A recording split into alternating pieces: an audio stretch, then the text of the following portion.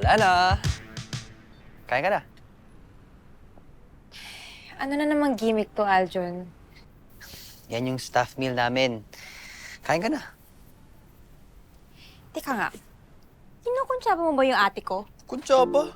Ate, nirereto mo ba ako sa kumag na to? Hindi ah. Uy, relax ka lang dyan. Upo ka lang Ay, dyan. relax, relax. Kainin Kain mo ka na. yan. Kainin mo yan. Yes, yes. Ginawa ko na yung part ko Gawin mo rin yung style. Oh my God, akong bahala. I-build up kita ng todo sa boss ko. Wait ka lang. Okay?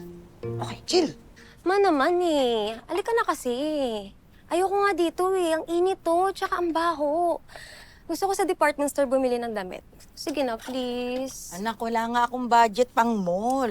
At Sige saka isang na. beses mo na lang maisusuot sa program sa school. Ano ka ba? Ang baho nga kasi. Hey! Wag husgahan ng aming paninda dahil konting hukay nyo lang ay makikita nyo na lahat ng trending sa Taratok. O, gusto nyo pakita ko? Sabi ko sa'yo. Wait ka lang. Ayan. Gusto niyo ng mga dress? Ayan, pwedeng pang party to. Tapos may mga t-shirt din, may mga crop top, may mga formal. Whatever you need, name it, we have it. Okay? Oh, ito, dress. Dress Pwede niyo din sukatin, may fitting na. Mami, nangigutin. Hindi kita nilalaw. Pinapatawa lang kita. Kita mo naman, tumatawa, maminti ka.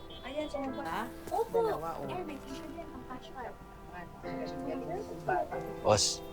Parang di naman yata ako nagkamali sa pagkuha kay Maika Di ba? Sipag siya. Sipag. Magiliw pagdating sa mga customer. Totoo lang, mas magaan sa shop pag nandito si Maika.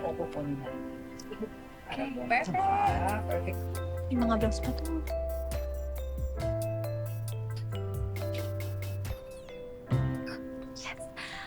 Sige po. Pwede nating i-fit yan. Tara, i-guide ko kayo. Ito yung fitting room. Let's go. Bigay mo lang.